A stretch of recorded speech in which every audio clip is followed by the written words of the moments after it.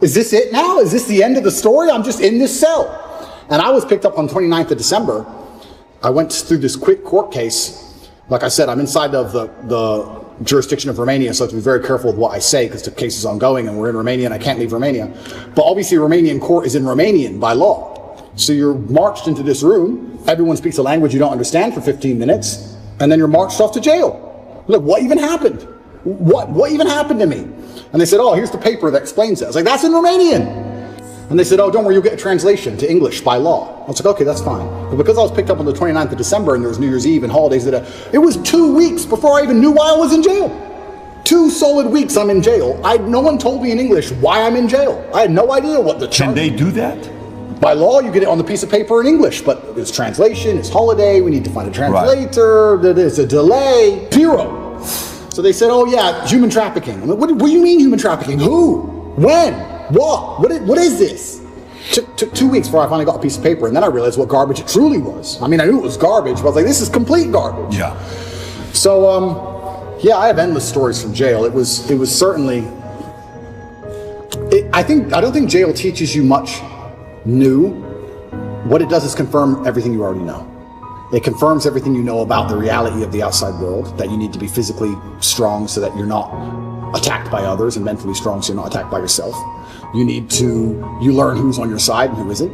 You learn who's a coward and who's not. You learn who's an opportunist and who isn't. Your circle, you certainly learn a lot about the people around you when you go to a jail cell, that's for sure. But I remember it was New Year's Eve. When I was first picked up on the 29th of December, I was very sure I'd be out in 24 hours. So there's no way they're gonna keep me. For what? Like this doesn't make sense. So finally New Year's Eve rolls around, and I'm sitting in the jail cell by myself. And in Romanian jail, you don't leave the room. It's not like an American jail where there's a yard or anything. You're stuck in the room. It's 3x4, and that's your existence. You just stay. At the beginning, I was by myself. And you're stuck in this room, and I'm sitting there. It's New Year's Eve, and there's a very faint speaker, maybe way down the hallway. The guards must have been having a little party for New Year's Eve. And there's this awful song. It's called the Ketchup Song. I don't know if you know what it is. I don't want to sing it, but it goes, hey, hey, that super annoying song. And I'm sitting there, and I know it's New Year's Eve because the fireworks start going off. And I'm looking out my tiny window, and I can just hear in the very long distance from the end of the hallway, hey, hey.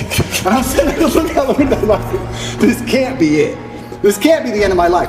Even the cockroaches all over the walls didn't celebrate. There was maybe 15 cockroaches on the walls, right? And when it struck 12 and the fireworks went off, I kind of like, well, who's my friends in here? The cockroaches. I looked at them, even they didn't move. So it's New Year's. It's funny because before that, a couple days before that, me and Tristan were discussing, do we want to do New Year's in Dubai? Do we want to go Courchevel? Shall we go Miami? We're all arguing, oh, that will be boring. Now that's too far. We had all these grandeur plans. Oh, finally we decided to go to Dubai. We were in Czech Republic at the time, and we decided to go to Dubai, and I said, let's stop in Romania so I can repack a suitcase. So jet left Prague, landed in Romania. My jet was still on the runway. Came here overnight to pack a suitcase, spent the night, spoke to Greta with the pizza box, and it's 5 a.m. to go. I don't think she specifically said that. Of course. But there are certainly people within the Matrix machine that you can't attack without catching flack for. There's certainly protected people. It's absolutely and utterly a club, and you're either in the club or you're outside the club. She's certainly in the club, right? So if you say certain things about certain people, or you get a beef with X amount of people, or you discredit a certain person, they're going to try very hard to teach you a lesson for doing that. And you can see very clearly who's in the club and who isn't by the Philip Schofield situation. This is a man who has groomed boys and had sex with them, but he's in the club. All of the media headlines after 2 days are, let's have compassion, feel sorry for him, his mother's upset. They've attacked me for 14 months, day after day after day, and they relentlessly attack me. Nobody talks about my mental health. Nobody gives a shit how I feel. I didn't do any of the things he did. He's actually done things. I haven't done anything. But when you're in the club, you're protected by the media. When you're not in the club, you're attacked by the media. And that's how it simply works. You're either on our side or you're not. But to join their side, you have to sell your soul. Your sanity has a price. Your sanity is for sale. You have to sell it. You have to come along with your sanity, take out your mind and say, here you go. Take my sanity. I'll take 35 million. Yes, that is a woman. Yes, protect me. It's insane. And the reason these people join these clubs is because they know they're doing bad things and they feel that they need protection.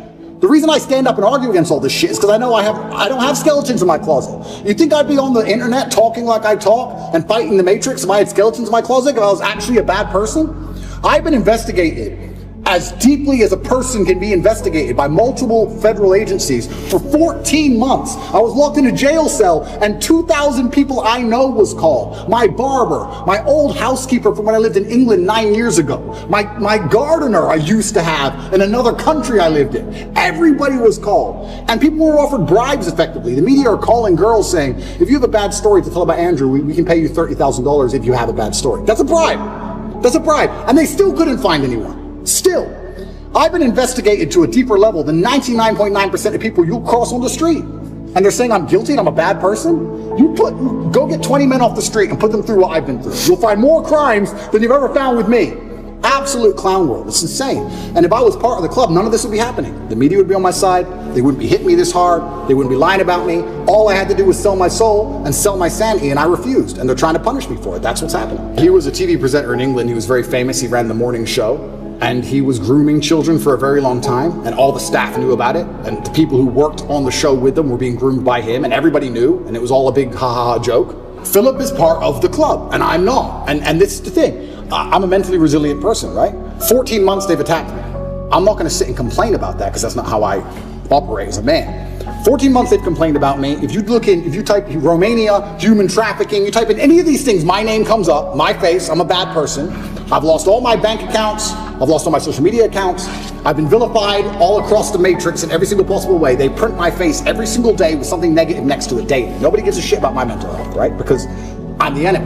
And what's scary about this is Lucy Williamson herself, she was begging me for an interview. The BBC were begging me for an interview. I don't need any of these people. The only reason I even sat down with the BBC is because they were begging me. I can go and just say my own words and get plenty of views, right? But the whole time I was in jail, they're begging me for an interview. Can we speak to him on the phone? Maybe we can give an interview from jail. Can we have an interview? Please, please, please, please. And I was saying, why do I want to talk to the BBC? And the BBC were saying, no, we don't want to do a hit piece. We want to come across and we want to be impartial. This is what they're telling me. This is what they're telling me. We want to be impartial. We believe there's a side of the story that hasn't been told. We're really interested in some of the, let's say, what's the word? I don't want to get this wrong. Inconsistencies in the Romanian justice system. We're very interested in his side of the story. There's been enough hit pieces. We want to tell the other side. We want to hear Andrew Tate's story. And I said no, on repeat. Then they sent me a list of questions. I didn't even ask for a list of questions. That's not who I am. I don't have to script. I never ask for a list of questions. They sent me a list of questions.